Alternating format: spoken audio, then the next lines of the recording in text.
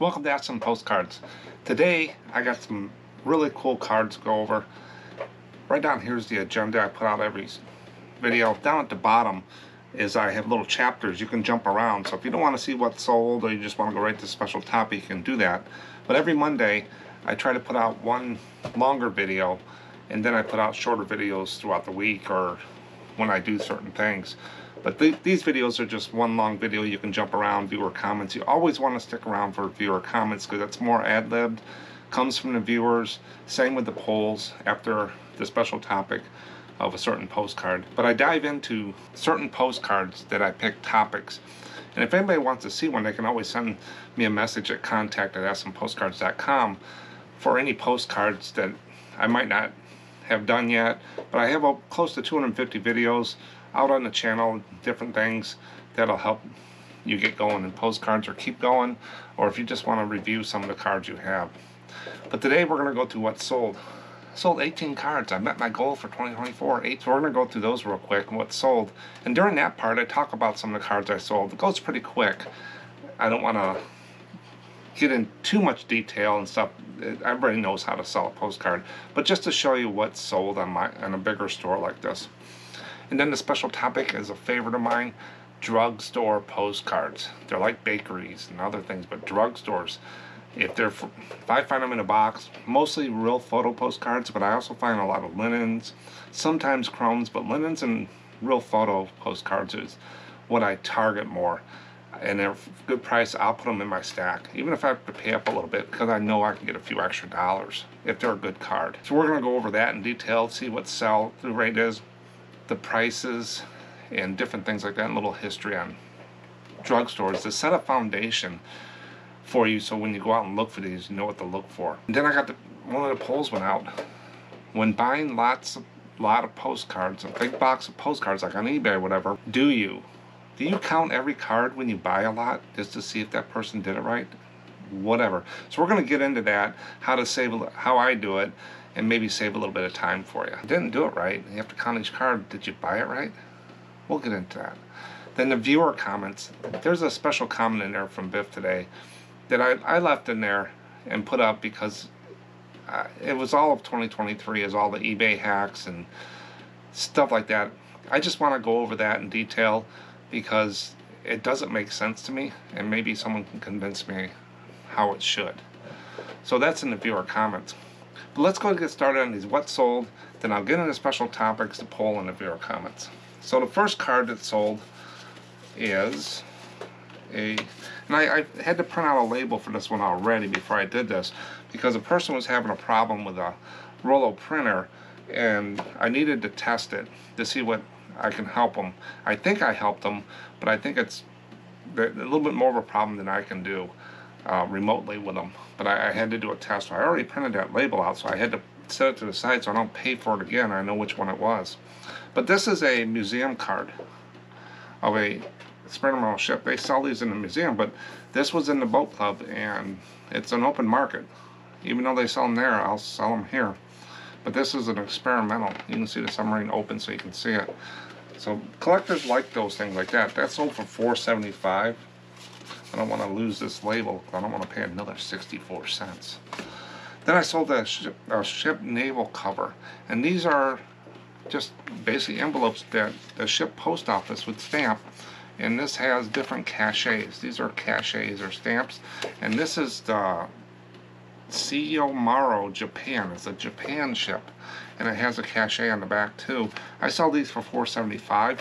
They ship out with eBay standard envelope, but they go in a longer eBay stiffer envelope because the Echo Swift are just too long for that, and you don't want to bend these or fold them. So it's 2 ounces, so I pay the 2-ounce price for those. But I got them with that lot, the Navy ships. Next one is an artist, Lucy Maud Montgomery, author of Anne of Green Gables. Looks like a weird portrait or something of her. Chrome card, $4.75. Next person bought 2 cards of the same ship, naval ship, USS Aaron Ward, DD-483. And if you look at that, it's just chrome cards from a publisher. You can tell they bought these cards. I got probably 100 of these left or so. Both of those sold for together $9.50. Next one is Fanwick Catholic High School, Oak Park, Illinois. Oak Park is about an hour north of me, and it's postmarked Lombard, Illinois, which is about an hour. In 1954, linen card of a high school. High schools always do good. Usually get a couple extra dollars for them. This one I just priced at $4.75. It's a linen, and it went out. Next one is another naval ship. This is Whippoorwill MSC 207.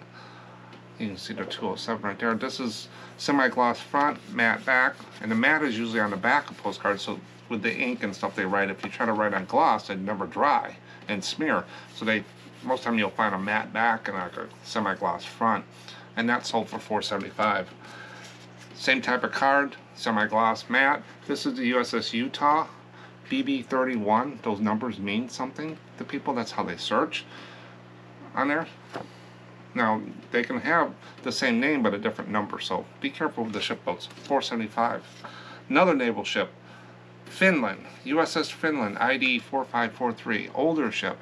This is matte front, matte back print. The naval club that I got these from did that, and that sold for $4.75. Next person bought 2 cards. This is the Greetings from Hoover Dam. Used to be called Boulder Dam. Is it in Arizona or is it in Nevada?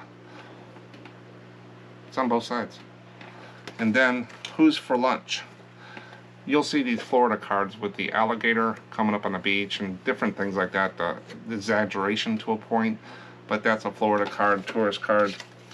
Both of those sold for $9.50. Together they probably got a little discount for the volume. Next one is USS Santa Fe SSN 763. Most submarines will start with SSN, is what I've seen. I'm not an expert on Navy numbers, but that's a submarine going through the water, $4.75. Summon of Mount Monadnock, Jeffrey, New Hampshire. It's a mountain. By the back card. That color of the card is part of the way it was made. It's a mountain, $4.75. Another Navy card, USS Wisconsin, DB64. Another chrome card, publisher card. Nice thick cardstock. Got a little curl to it, just the way they were stored over the years, but it should bend out over time. $4.75.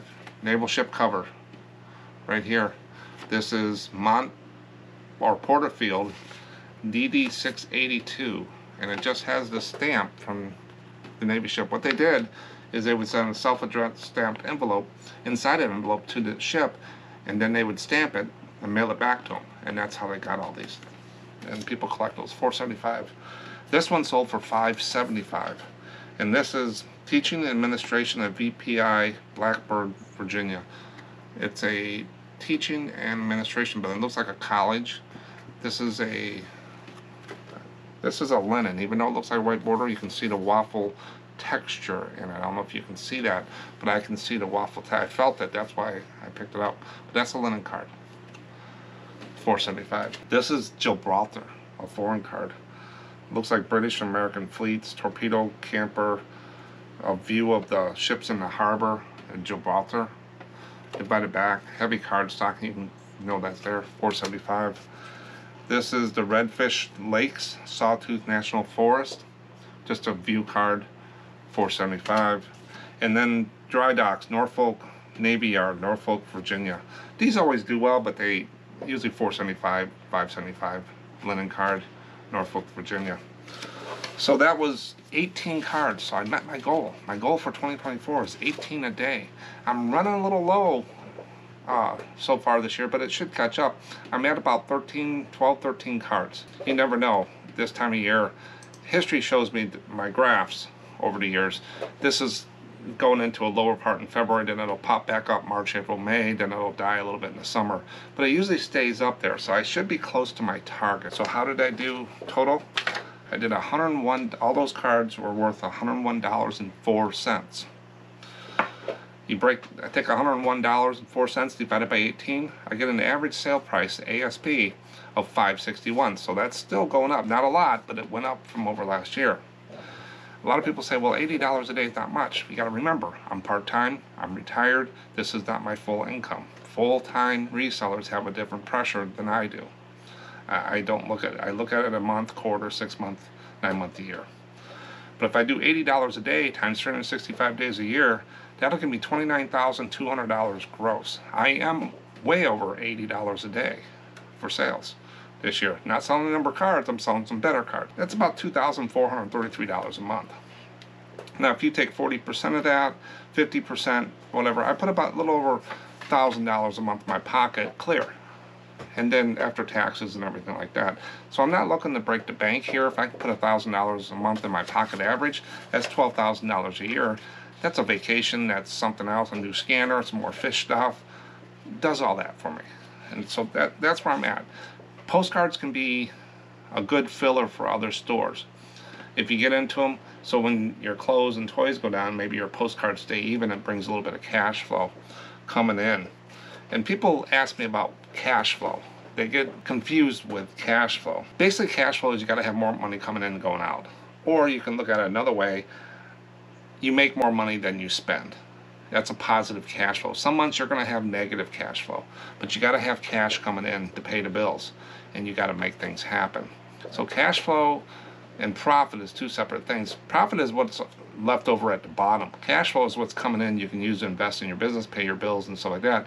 Profit is sales minus expenses equals what's left over. So a little different on that thing, but you want to have a positive cash flow, and some months you just won't have it. It's like when all the bills hit one month. My first quarter of the year is usually when I'm the poorest, because I pay all my bigger bills the first quarter, and then after March I don't have anything really coming in that's big. I've stripped my expenses down, way down to almost nothing. But that's what's sold. And remember, stick around for viewer comments. I got that one comment that I'll probably get on a soapbox a little bit with. But drugstores, special topic. These cards are amazing sometimes. They just do well. Yeah, you'll get some duds here and there, but I find them and I just get excited when I see those. Sometimes I'll even stop. Usually I don't stop. I put it in a special folder, but sometimes I'll just stop when I get a drugstore postcard, a real photo, and I'll go down that rabbit hole as far as I can. That's one card I really spend time on. And sometimes it comes up nothing. There's nothing at the bottom of the hole. It's just a regular card, or a lot. It's been reproduced or whatever. But a lot of times they do come out very well, especially if you buy them right, and then you get some good money for them. So drugstore postcards, those get me probably excited. One of the ones that get me excited. But I'm going to go ahead and I'm going to talk a little bit about a history of drugstores to give you a foundation for the history so you can understand drugstores. And I'm going to show you some postcards I found so you kind of know what to look for. Now, some of these you might have to look a little closer to see the drugstore, but I tried to pick out cards that identified them pretty much in the picture or the photo. But sometimes you can see a main street and you'll see Rexall drugs and stuff like that. So you want to make sure you call out drugstore in the subject of item specifics or in the title, just to make sure you get into search with drugstores. Collectors like drugstores. Here we go. American drugstores have a fascinating history that dates back to the early days of the United States. In the 19th century, these stores were not just places to buy medicines, but they were also gathering spots for communities. Many of these early drugstores were small, family-owned businesses, often run by pharmacists who mixed and prepared medications on site. These pharmacists played a crucial role in helping people manage their health and wellness. So they were a significant part of the community.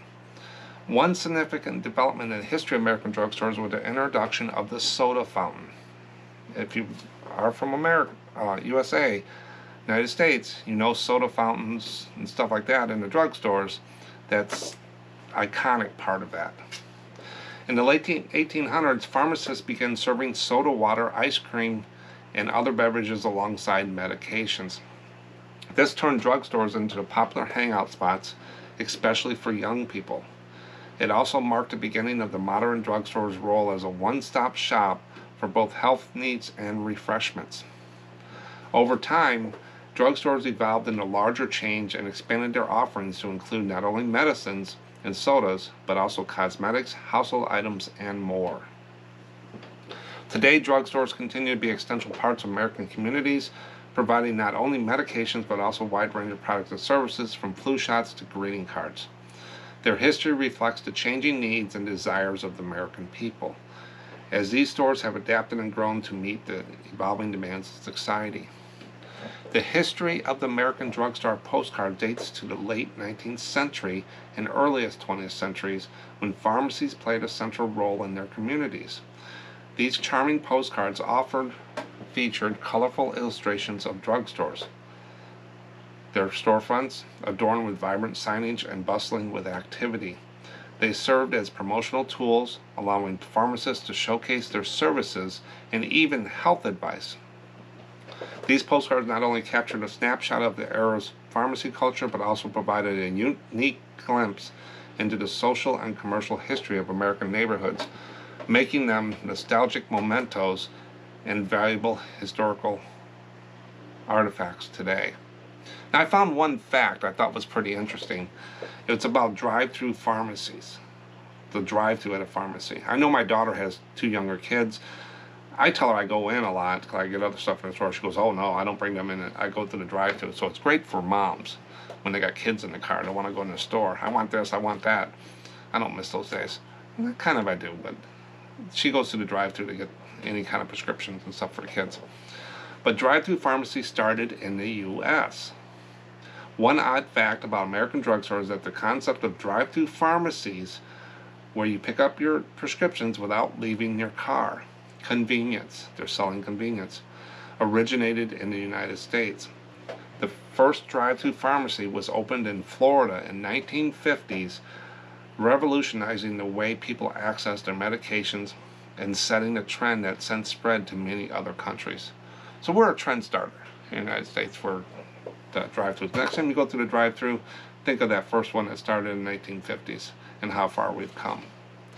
But that's a little history on drugstores. They're interesting. They are a part of the communities back then.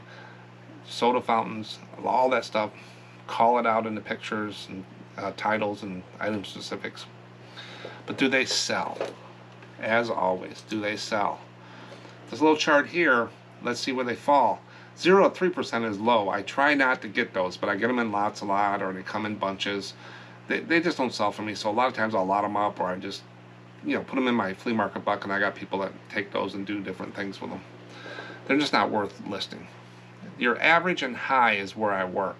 Divided back to Chrome, from 4% to 10%. I target the 4 to 7 probably more than anything, because that's what pays the bills. Those are the average cash flow movers. Then I pick up some of the 8 to 10% will pop in there, high schools, different things like that. But while I'm looking through those, a lot of times I'll find 11% plus, the very high, the Mermaids, the Disneys, the McDonald's, different things like that that make it worth the while. So if you look for the high and the average, stay away from the lows, you most of the time will find and become more aware of the very highs. So that's just a little chart. It's a range, because it's not sell-through rate, the way I do it is not scientific. I just want to know where it falls. Do I have a better chance of selling this card over that card? Not guaranteeing a sale, but it gives you a better educated guess on what to do while you're looking through the boxes. You can't comp every card in a postcard box. There's 600 to 700 cards in a box. You're talking hours, and you're going to lose money just sitting there. So you got to be able to go through them quickly and go through a lot at once. So this gives you a chance. You're going to pick up some duds. You're going to pick up some really good ones. You're going to pick up a lot of average. So that's how reselling is. If you look for all the high stuff all the time, you're going to spend all your time sourcing. So find out what the average stuff is, and while you're looking for it, you'll see the other stuff, and you'll learn to stay away from something. But sell-through rate, the way I calculate it is, I go into eBay, and I just put in postcard drugstore, and I hit sold, and it has completed check too. There were 649 sold in that 90-day snapshot. Then I unclick sold, and the completed goes away, and I get the listed number at the top. Just a snapshot. That's all it is at a point in time. If you did it 20 minutes after I did it, you might have a different number. This is just giving you where a guideline. It's not going to help you to get down to the actual single card. You just want to know where it falls. Is it in the red? Is it high? Is it average? That's basically what it does. It just puts you in the ballpark. So you take 649 divided by 7,200, times it by 100 to get a solid percent.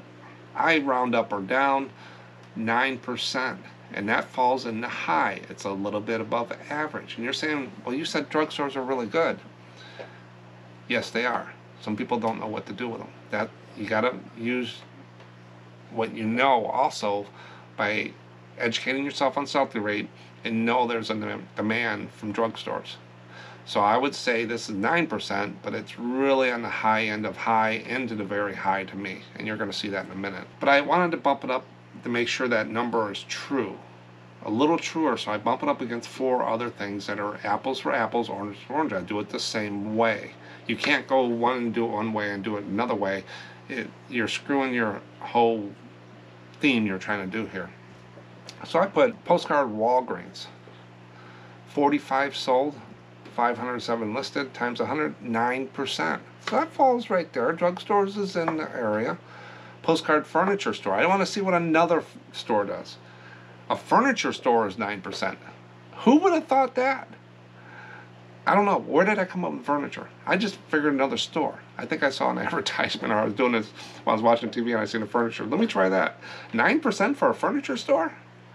I'm going to have to see if that's a video for furniture store, but 9% postcard for furniture store. Then I did drugstore, 9%, and then postcard Sears. Everybody knows Sears, 9%. So I think it's fallen in. It's 9 to 10%. So it's in the high and the very high is where I would put that in the range. And remember, this isn't to an exact thing. It's not going to help you that much to be totally exact. You just know it's better than the average cards, and it's better, probably better than the high. So you know to keep an eye on drugstores. That's what sell-through rate does for me. And I do have a document for 2024 in the Ko-Fi store. It's updated. It's been out there since January. It's totally free. It's just an Excel spreadsheet that I put into a PDF format with all different ways, all the states, all the topics, and I just did what I did here. I went and got the sold and the listed, and I give you a percent. It's something to look at. I do it once a year is what I'm going to do. They don't change that much, but it gives you an idea of what to look at, and it's totally free. You can download it for free. It says pay what you want. You can put 0 there. It's something I do for myself, and I thought I would share. It's not that hard for me to put together and share out there. But it's on the Ko-Fi store, and the link was right down there. But I look for the extreme. I always want to go to and find the high watermark. What is the highest some of these things sold? Yeah, I throw out a few things that are just incredibly way out there. But this one I found 3 of them that were, I call them extreme prices. But look at this one. A real photo postcard, early photo postcard. A little confusing with that one. Drugstore Codex Senate, $125. And this is from WorthPoint, and it's up and down. You can see that. WorthPoint is that other thing I have a link for that you can comp things. And this came from WorthPoint. When they're up and down like that, it says eBay. Sold in 2022 for $125. A real photo postcard. Keep that in mind. Drugstores, real photo postcards. Next one is Purvis, Mississippi Cyclone Disaster Drugstore. This thing's got everything. It's got the disaster. It's got dirt roads. It's got people. It's a real photo postcard. $230. 5 bids they got for that card. That's got everything in it. It's got an awning there or something, a door open, an older building. It's got, electric pole there, a telephone pole. It's just, people are going to look at that card and say that's really cool. Especially disaster cards with a drugstore. $230. Then you got this real photo postcard. F.P. Taylor Drugstore Interior, Minot, North Dakota. North Dakota, I don't have a lot of postcards for. I don't think it's the most populated state. But look at that, an interior of a store, $115 for a real photo. So if you look at real photos, see if they're drugstores or any kind of store or disaster. But drugstore real photo postcards is what drove these extreme. That's what I saw out there. Then you get back down to earth. What sells every day? And this is the high watermark for high ones. I don't put the lows anymore because everybody knows those 99-cent auctions and stuff like that. These are just the highest regular average cards that I found. So I didn't want to go all the way to the 200s. I wanted to come down to earth. What's the most average selling out there? And I found this one, and I think they could have got a little bit more for this one, because what we just saw. Real Photo Front Street Drugstore, North Humberland, Pennsylvania, 1910, $50. What do you think? What we just saw? Do you think they could have got a little bit more out of that? But maybe they got what they wanted. Maybe they paid $1 for it, nothing, or they got it from somebody. But that's what you want to look for. I think they left a little bit of money on the table. I mean, it's up to the seller, but you could have done, they could have done a little more over that one to what we just saw. Not that I know everything, we just saw that in the $100 and $200 ones, real photos. Next one is Charlotte, North Carolina, Jordan's Drugstore, interior, another interior, vintage postcard, $34.75 in an auction. So if he would have thrown that other $50 one above that in an auction, do you think they would have got more? Because this one got $34 for, like, it looks like a linen card. Could be a chrome. I think maybe auctions a little bit. Never know. And then you got this definitely is a linen to me with the vibrant colors. Columbus, Indiana, Fisher Prescription Drugstore, vintage postcard. Nice view front on there. $28 in an auction. 14 bids. So that's drugstores with the pricing. I mean, don't pass them up. If you get them for a good price, you don't want to pay $50 and try to sell it for $55. You're going to find these in lots. You're going to see stores and stuff like that. Furniture stores. What we saw. I got to dig into that. That's got me curious now. But drugstores is one I wanted to get out there because there is good money in them. These are ones I target. I get excited about them. I do them right away most of the time when I get them. I don't get them that often, but I always look when I see it. You know, say this postcard here is a Main Street. I look around sometimes. I look for Coke signs. I look for Rexall Drugs, any kind of signs on the side of the road, and sometimes I call them out on there and stuff, or I'll just say sign in the title. So collectors like those. It's a part of history. Drugstores, part of history. They're not the same as they were back then. So that's drugstores. I hope it helps. Let me know if you get any good drugstores and they sell really good for you, and rub it in that you got a real good sale. You can send it to Show and Tell for contact@smpostcard.com. I got like 3 things there. I'm looking for a couple more things. Anybody's got some weird stuff, strange thing, good sales, your setup in your office, stuff like that you want me to show. Not just about me, what I do. I want to show what everybody does. So send me the stuff and I'll put them into segments when I get 4 or 5 of those in my little folder, and then I'll put it together, and instead of the poll we'll do Show and Tell again. This poll was interesting because it kind of tells me what people are thinking and where I fall. So when you buying a lot of postcards, that means when you get a big box of postcards on eBay or wherever you get it, when you buy them, what do you do? How do you verify? Is basically what it is. Do you count every card when you receive them? 15% of the people only count every card. I don't. I'm not going to count every card. The highest one was a quick look, approximate number is good enough. Yeah, I open it up. I can tell in one of those priority boxes or whatever. You can also weigh them, and I'll get into that in a second. But 72% just take a quick look. Another person weigh them, make sure the count is right. A stack of postcards, about £1 for 100 postcards. And you'll see in the comment here what another person does. I kind of know this is not 100. I just know that. This is probably more of 100. Let me put another one here. That's about 100, you ask me. Maybe a little less, but you can put them on a scale or whatever like that. I don't count every card. I'm not going to call the guy out if he missed 2 cards. Most people throw extras in. Never opened the box for months, so have no idea. I had to put that there because I know people would buy stuff and it just gets thrown in the corner and never get to it. 4%. Other is 3%. Me, I'll give you an example. There was a person who reached out to me. He tried postcards. He sells other things. Didn't want to do it anymore. And so I gave him a price and offer to buy cards. And some of the questions before I finalized it was, you know, how many foreigns and stuff like that in there, and what is the count? And he said, well, I'll get back to you. I haven't counted them yet. I'll get back to you. I haven't counted them yet. I said, well, you can just go ahead and weigh them. Just give me a weight. I just want to be in the ballpark because I'm going to buy them at a price. I'm buying 60% of the 100% box. That's really what I'm looking at. Because I know 40% a lot of times are just not worth me listing. I'll lot them up or whatever. So I'm buying 60%, 70% of the box. So if he's close, they come back, it was like 3,600 cards in there, 3,400 cards. That's okay. My number was fine in my head on there. If he came back and said there's only 1,000 cards, then my offer would go down. But he weighed them and he got right back to me. He never thought of doing that. Yeah, to sit there and count every card is just like sorting to me. It's a waste of time. And if you're at that level and you have to do that when you buy a box of cards, to me, you bought them wrong. Because when you pay a nickel for cards, you're not really that concerned about missing 10 cards.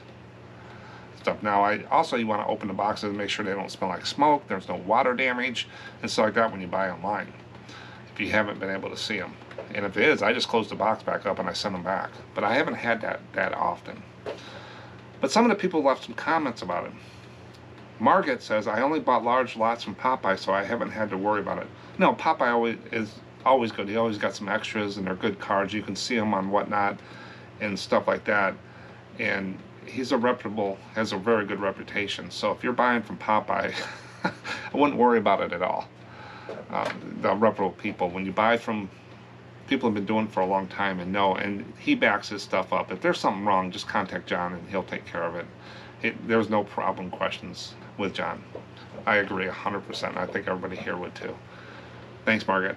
Then Boldly Grow Pickers, when you get a good deal, being off a few is no big deal. A lot of folks I buy from throw in extras, yes. When I do the lots in the Ko-Fi store, which I have a lot of lots out there, I do them in 100 in there. You can go to the link here and see my lots. I put about 10% more, so there's probably 8 to 10 cards extra in each one, because I try to make sure they're all, if I say USA, make sure they're all USA. Sometimes I miss, there might be a foreign one in there, or there might be a duplicate, or maybe a damage I didn't pick up. So I always throw a little extra in to make sure it covers any of those. And most of the postcard sellers that sell lots like that do. The ones that don't are the ones that found Aunt May's box of postcards in the attic and just throw them on eBay. Those are the neat ones though. You can make a lot of money on those. I'm with Boldly. It's when you get a good deal, you've already made your money when you bought it. If you paid way too much for it and you want to count every card and call a guy out for 3 cards or 10, 20 cards, you didn't buy it right, is what I'm thinking. Then Three Wheeler says, he always has some humor here, only bought one lot of approximately 100,000 postcards in 1986. They're definitely vintage. And still counting. Oh, he lost count. Wheel 3. 100,000 cards and you haven't got them through since 1986, you'll never get through them. Thanks, 3. Then Julie, I look for ones that caught my eye and check condition. Yes. So if you see some photos and you're looking for those Halloween cards that were supposed to be in there. One time I bought an album and they said that there was Halloween cards in them. 4 Halloween cards. And I'm sitting there, where are the Halloween cards? I kept looking and looking. I ended up finding 6 of them. They were like stuck behind other cards, these other ones. So I found 6 Halloween cards. One of them wasn't the greatest condition, but I was happy because I got one more. So you find the ones that caught your eye and stuff, and check condition. Always check condition. If there's water damage. I have a box from that one friend I got with those cabinets. I finally got into one of those boxes and I pulled the cards out. Along the whole bottom of the box, the cards are all warped and water damaged. So that whole box is going in the garbage. There's nothing I can do with it. If they're damaged, there's no repairing these chrome cards and linens and stuff. They just soak the water up. And it looks like they changed the boxes. They didn't do it on purpose. I think over time someone saw that, but I didn't see it on the other ones. So I lost one box. I'm glad I didn't pay that much for them because I didn't see that. I didn't pull them out. They're right on the bottom edge. I don't know the actual count until they're all listed. 99% of the time they're right on or plus a few. Same thing. Yeah, reputable deals, buy from people you know and with a good reputation. And then Kevin, the postcard guy, he knows approximately how many are in an inch in a stack. He's been doing it a long time, so you can eyeball it. After you get going with postcards, you're gonna eyeball it. Like the white boxes, you know there's 600 to 700 cards in there. If they're sleeved, it could be a little different, but I always put 600, 700 in my head. A white box, when I go to buy a white box of postcards, I'm not even looking at it, my starting price in my head is $100. I don't put the shipping in yet if I have to buy it shipping, but if I go to postcard show, and there's a box on the table, and I just thumbed through it real quick, and I said, okay, there's not a lot of foreigns, there's a few mermaids, there's some Disney, there's some motels, not a lot of red ones, you know, the low sell-through rate stuff that I see. $100 in my head. I see a really good box, you know, over 30% of really higher than average sell-through rates. I might go to 120 in my head. But if I see a lot of Lennons and stuff, Grand Canyons, and, you know, just average cards, I might go down to 80, 70 in my head to start. 7 cents a card. You know, stuff like that. So but my starting point is $100 for basically 1,000 postcards, 10 cents a card, around there, and I go up or down. Now, if I see a box and it's just loaded with real photo postcards at drugstores, and it's just stacked, yeah, I'm going to secure that deal real quick. I'm going to find out what that guy wants, and I'd probably pay up a little bit just to make sure I secure that deal. But if it doesn't have that stuff, that's just, you make your money when you buy it, they said. You do. You don't want to pay a lot for postcards, especially the average ones. You want to get them as cheap as possible. A fair deal for the seller, so they'll come back with more, and a fair deal, a really good deal for you. If not, walk away. Always be prepared to walk away. No matter how bad you need the stuff, walk away. Do not pay more than you make, because you will not make it in the long run. Postcards, the margin is not there. Well, like Kevin, thanks, Kevin. But check his channel out. He gets real photo postcards in these boxes every so often, and they're really neat cards. So, but like he said, he looks at the ends, you can weigh them. You can figure out what's in a box, the white boxes, just a ballpark. Now, if you bought 1,000 postcards and they come in a little 864 box about this big, yeah, you got a problem. But I've never seen that. I've never had that happen to me. People are pretty good with it. But I just can't see you counting every card. That drive me crazy. But each their own. That's the poll. Now let's get into viewer comments. I got one longer one here, but I wanted to bring it out because this person is also retired like me. I'm going on my 5th year of being retired. That means I don't work for anybody. I've done my time. I was on my own at 17 and I retired at 55. I worked for a good company for the last years of my career, over 20, 25 years for them, and it was a very large company. So I was able to get out, and my money's in the mailbox. They have the pensions and all that stuff. So this isn't my full-time gig. I worked all my life to do that. The first viewer comment that came in was from Mr. Ron Hastings. I'll put it on the big screen so you can read along or listen to me. I changed up and went to trying to sell higher-end cards as well as real photo postcards.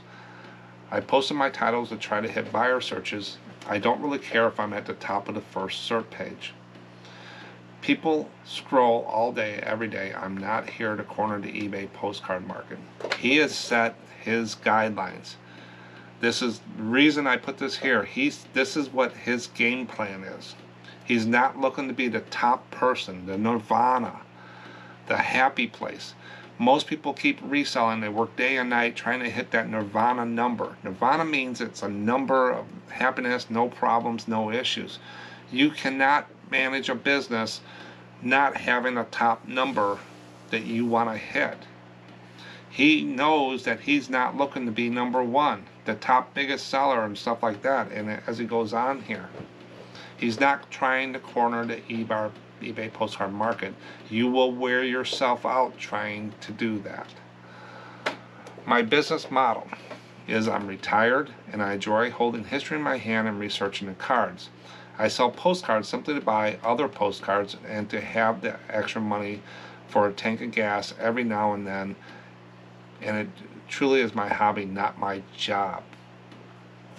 If I wanted to work, I'd make a lot more money in my retired profession of civil engineering than I would ever make selling $4 postcards. Exactly. When you retire, my worst concern, it wasn't financially because I set that up. We worked on that because I knew it was coming, just the way the company's going and stuff. Most people don't leave companies because of bad companies. They leave because of bad managers. Let me just put that on the table. But it was time for me to go. Things changed and stuff like that. I was doing a lot of the jobs. I had expertise and specialists in certain systems and stuff, and a lot of those systems were moving out. And it was just time. A lot of us decided to go. A lot of people I started with back and stuff. It was time. a new generation's coming in, and we got tired of bumping heads. But Ron can go out and make money. If there was a problem, he'd go out and do what I can do. I could go out and advise. I can walk into a company and look at their systems, and I can save them hundreds of thousands of dollars in the first week I'm there. But I don't want to do it anymore. I've done it. I'm just not burnout. It's just that it's not exciting to me anymore. It's kind of boring. But how did I learn that? Experience. And experience equals skill. And that's what they pay for. They don't pay for me how many widgets I do. They pay for what I have up here, what I've learned over time. And people mentored me and showed me, and then I passed it on to other people. But my biggest concern when I retired is not having something to do. I cannot just sit here. I'm not that type of person where I can just sit. If I wasn't doing reselling, I'd be stocking shelves or welcoming people in the grocery store, or working somewhere else, or doing something. Working in a garden center or in a battery shop and stuff. I have to do something. It's just the way I've worked all my life, and that's just what I do. To retire and just sit there and not have something to do, it's great for the first 6 months, not having the responsibilities, but after that, it gets kind of old. I can tell you that right now. So if you're looking to retire, make sure you have something to do. I would never make it selling $4 postcards. No. Oh, and I use what it's worth to help with valuing cards. Not the easiest, but it's free. So he just looks at a card, says, I think it's worth this. He probably goes on eBay and just looks at it and stuff, but he doesn't dwell on them. You know, he got them for a good price. He's going to sell them to people who want them and make his little tank of gas or whatever, and what makes him happy, so he can buy some more postcards. It's a hobby. Enjoy your video. He enjoys my videos and listen to you while I'm researching. Keep up the good work. Thanks, Ron, and thanks for sharing this. And I wanted to make sure that because he's got key points in here and stuff. Rewind it and reread that. He's got a guideline. He's got what he wants to do. He's happy, just like me. $80 a day. Raise my ASP. Be very picky about listing this year. That's it. And every month I'll look at a number I want to do, like subscribers for YouTube. I'll push that for 1 month. I'll push Ko-Fi for a month. I'll push the videos or something 1 month. So I pick one of the numbers. You can't fix everything at once. But thanks again, Ron. Now this one, I put this one in here from Biff Buffalo. Biff knows his numbers. He's a full-time reseller, and what I've seen, he sells a lot of one-of-a-kind stuff. But he doesn't dwell on it. He's got a solid head. He knows where he wants to be, and stuff like that. So I put out there, you know, this is the year I said that we need to focus on the customer, not eBay. Last year was all about the eBay hacks, sell similar, do this, run sales, do all this other stuff. And I put that in the front as a hook on the video. And Biff came in and said, I like your intro, Mark. People lost their minds in 2023. Opt in, opt out, turn on, turn off, trying to jostle the algorithm. And they don't, and it's all speculation. They don't know how it works. And eBay's not going to share that, because if you share it with us, it's going to share it with the competition. Nobody in their right mind would do that. It reminded me of Fonzie. This is why I put it in there too. Reminded me of Fonzie on Happy Days, hitting the jukebox. Fonzie used to walk up and hit the jukebox, and it would start playing, to start the music playing. Except none of us are Fonzie. I can't walk up to eBay and hit it and sell my postcard. Hopefully all that eBay voodoo nonsense yields to common sense in 2024. I don't dwell on it. People can do what they want, but a lot of people are out there, if they have one bad weekend or 2 bad weekends, they're throwing sales on, they're changing their store up, they say it's this. They justify it every time. They have great sales, they justify it. When they don't have sales, they justify it. Not the best way to run a business. Yeah, they have to hit a certain number, but reselling is a roller coaster. It is not consistent money. You're not working for a company where you're going to get a paycheck every week and you know what that is. It doesn't work like that. Some people might be prodigies and do real well and stuff, but most people, it's a roller coaster. You have good days and you have bad days. People don't go on eBay every day of the week. And you can't force people to buy your stuff, and you can't force the market to go to your price. I see it all the time. People, when sales are slow, attack, attack, attack. When sales are good, you know, chest bump all day long. There's no in between. You got to find that in between. If you don't have a goal, I just don't understand how some people do it.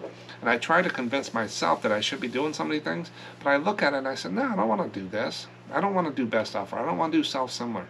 I want to have an organic store with repeatable, sustainable processes for long-term growth. I know if I don't do all these little hacks and stuff like that, and I'm still selling what I want to make my goal, I can weather through anything. But if I have to chase the hills and valleys, it's not business sense to do that. Business 101 does not have you do that. They look for the trend. You manage your business from your average, and that's what it is. But I found that when Biff had this, I had this photo that I kept, and it just reminded me when he said this, and here it is. So basically, the owner says, "What color should I paint my wheels for a strip this year?" If you notice that, the wheels are uncovered, and he covered the whole car. Then his friend come back and says, "Why didn't you just take the wheels?" They're not seeing the simplest way to do things. People tend to do way more and try to reinvent the wheel and come up with the next big thing. He covered the whole car, so he doesn't get paint on the car to paint the wheels. Well, just jack the car up and take the wheels off. It was saved a lot of time. That's how I see with all this stuff going on. Like he said, opt in, opt out, and change this, change that, trying to chase the hills and valleys, is they're not thinking about before they implement something. This guy wasn't thinking. He just went through and he covered everything. Maybe never done it before. So a lot of people try to reinvent reselling. Just like postcards. Reinventing the wheel for postcards. If there was an easier way to do postcards, it probably would have been invented by now. These are vintage collectible postcards. People will buy them when they find them. You just got to make sure you get it in front of them. Example, search. So thanks, Biff, for that. And I could go on and on and on about this, but I leave it up to everybody on their own. But just be organic. Find your goal. If you want to sell 6 postcards a day, make $30 a day, and raise your ASP, figure out how to do that for 6 months. And then you can go from there, go up to 10 cards, go up to 12 cards, and all of a sudden you're going to sit there and say, this isn't bad. I don't have to worry about not getting a ka-ching. Some people have to have that ka-ching every day. I don't get a lot of sales on a Tuesday. Wednesday morning, okay, 2 cups of coffee and 3 postcards a pack. I've had those days. Today's a really good day. Tomorrow might not. Never know. Thanks, Beth. Then Sergeant Rock says, hi again. Is it worth buying the tourist souvenir postcards that you rip out of a booklet? Now, if they're new, probably not. If they have UPC codes and stuff like that on there, unless it's a very strange place, Disney, I don't know. I don't do it. If anybody out there does. But I have sold those cards that come out of booklets that are already ripped out, and they have the perforation along the top. I don't cut those off. People ask me about trimming them. No, I don't trim postcards. I'll sell those if it's a good card. Sometimes the paper is not as good. I'll throw it in a flea market bucket and give it to the scrappers. But if they come in a folder, I put those folder things to the side. I have a person that takes those from me. I just send them to her. But buying brand new postcards and selling them, I've never done that. I don't think the margin's there, unless it's a very unique, limited. But yeah, the newer Continental ones and stuff like that, they're gonna have a UPC code on there. They're just too new. They're rack cards. So, but if anybody's done that, know of a place, let us know. But I would sell. So if this card came out of a booklet and it had the little perforation on top, and it's a really good card and good quality stock, like this is real thin for a chrome card. They cheaped out on this one. I probably wouldn't do them. But if it's a really good one, good paper stock, then I'll list it. Thanks, Sergeant. The next one's from Dan.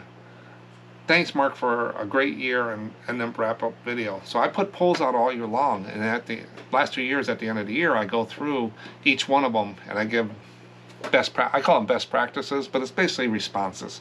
But best practices sound better. And I picked up your updated sell-through rate chart the other day. Yeah, I've talked about it in the video here. It's in the Ko-Fi store. It's just something I do for myself, and I share it. Interesting review. You must have jinxed the mermaids. Only 1 sale in 90 days. Yeah, when I did the snapshot, some of these numbers were different than they were last year. But mermaids, Wiki Watching Mermaids are still a good one. But yeah, that just tells you that things can change, and that's what the document does. But in the back of your mind, Wiki Watching Mermaids sell. But it's crazy how some of the numbers can change. I don't do it. I was going to do it twice a year, but they don't change that much, I found. and the amount of work to go through and put all those numbers in and make sure they're right and stuff. It doesn't take me a long time. I space it out in sections as I'm doing it, so I make sure I'm in states, I'm in topics. But I sit down and do it all at once in one day, in a couple, in the hours I do it. So I hit that day, and I make sure eBay search is okay. It's not really crapping out that day.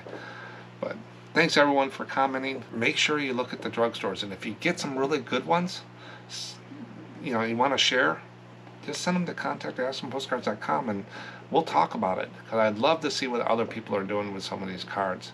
It just amazes me. And drugstores, I get excited about the drugstore ones. They're just cool cards to me, and I think everybody has their own excitement about different cards. But thanks for watching. Here's some more fish. I'll catch you in the next one. Bye.